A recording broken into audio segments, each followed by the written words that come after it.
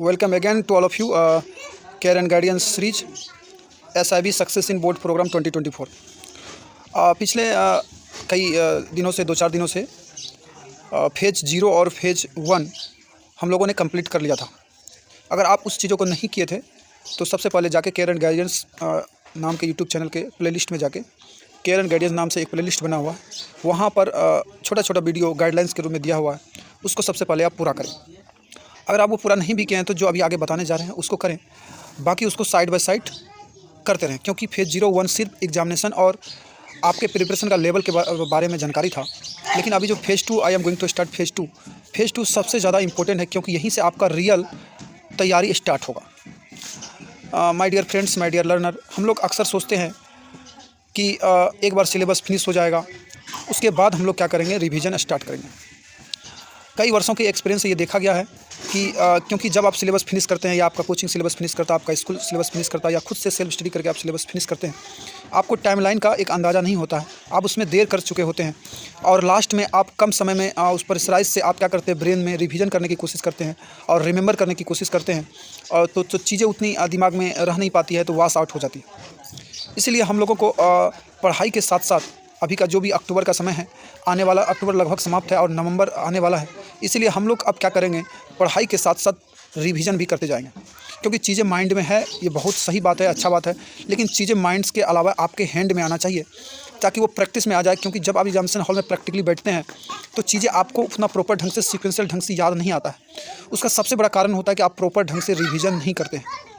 अगर प्रॉपर ढंग से आप रिवीजन नहीं करेंगे, मल्टीपल रिवीजन नहीं करेंगे, तो चीज़ें आपके दिमाग से बिल्कुल वॉश आउट हो जाएगा। उसमें भी अगर आप +2 लेवल में, 10th लेवल में तो उतनी चीज़ें नहीं होती है, लेकिन +2 लेवल में जैसे आप फिजिक्स को ही देखेंगे, केमिस्ट्री को ही देखेंगे, इवन आप बायोलॉजी को देखेंगे, तो बहुत सारी चीज़ें ऐसी हैं जो आप रेगुलरली उसको अगर रिवाइज नहीं करें तो चीज़ें आपके दिमाग से, रिटेंशन कैपेसिटी आपका उतना काम नहीं करेगा, आप चीज़ें भूल जाएंगे। ऐसा नहीं कि ये आपके साथ होता है, इंडिया में जितने भी स्टूडेंट हैं सबके साथ ऐसा ही प्रॉब्लम होता है, लेकिन सब अपने अपने टेक्निक से उसको रिमेंबर करने की कोशिश करता है, उसको रिटेन करने की कोशिश करता है।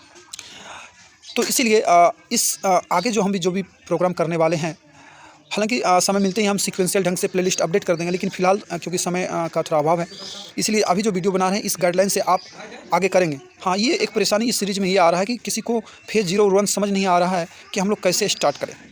तो इसके लिए मैंने एक सॉल्यूशन निकाला है। वो सॉल्यूशन ये है कि हम आपको आगे से मतलब कल से आपको क्या प्रोवाइड करेंगे कि आज फेज़ 2 डे 1 कि आज आपको फिजिक्स में क्या करना है, केमिस्ट्री में क्या करना है, मैथ्स में क्या करना है, और हिंदी में क्या करना है, इंग्लिश में क्या करना है, जो मिनिमम आप कर सकते हैं, और आपके अनुसार उसको हम क्या करेंगे, दिन में अपडेट कर देंगे ग्रुप में, और उसी को आप पूरे दिन भर पूरा करने की कोशिश करेंगे। और जो भी आगे हम लोग करेंगे गाइडलाइंस में, तो वो आप आज हम गाइडलाइंस इसलिए दे रहे हैं ताकि आप कल से प्रॉपर ढंग से कर पाएँ। आपके पास रफ कॉपी होना चाहिए कम से कम, माय डियर लर्नर, नहीं कम से कम अभी से एग्जामिनेशन तक जाते जाते नहीं कम से कम हम 200 पेज का प्रैक्टिस कराने वाले हैं, क्योंकि चीज़ें माइंड में नहीं, आप आपके हाथ में, हैंड रिटेन में, ऑफलाइन मोड में आना चाहिए। ये पहला कंडीशन है। दूसरी कंडीशन, जो भी वीडियो लेक्चर्स या छोटा छोटा चीज़ें हम शेयर करेंगे या PDF, तो अननेसेसरी आप उसको प्रिंट करा के नहीं रखेंगे। जिस चीज़ का हम प्रिंट कराने बोलेंगे उसी का कराएंगे, नहीं तो आप क्या करेंगे, उस PDF से देखकर आप अपने कॉपी में लिखेंगे।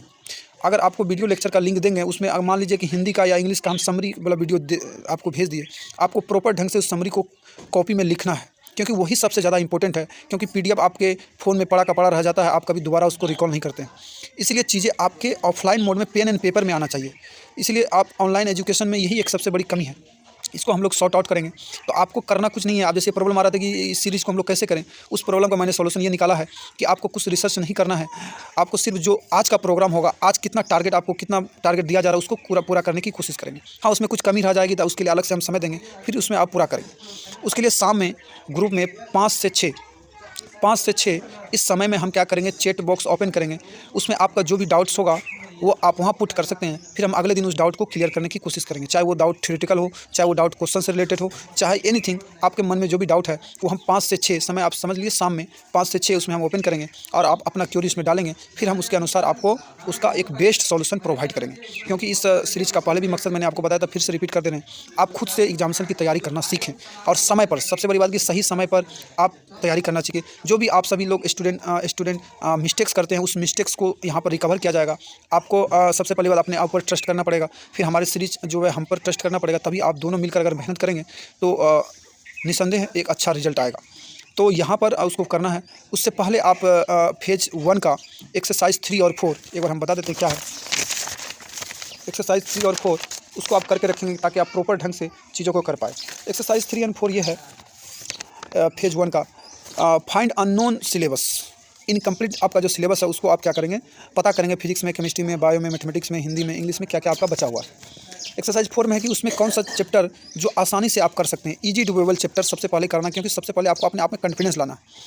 उसको आप प्रॉपर ढंग से करेंगे। इसका आप लिस्ट बना लेंगे और आप एक अच्छा सा रफ कॉपी का व्यवस्था कर लेंगे। लगभग अभी फ़िलहाल आप एक कॉपी का व्यवस्था कीजिए, जैसे जो खत्म होगा फिर आप उसको एडअप करते जाएंगे और लास्टली हम कुछ दिन बाद उसको सबमिट लेंगे। और जैसे कुछ रूल एंड रेगुलेशन बताएंगे, जो भी स्टूडेंट इसमें लगातार 2 या 3 दिन या 4 दिन कुछ हम रूल रेगुलेशन बता देंगे, वहाँ तक वो प्रॉपर सबमिट नहीं करेगा तो फिर हम उसको धीरे धीरे ग्रुप से एलिमिनेट कर देंगे।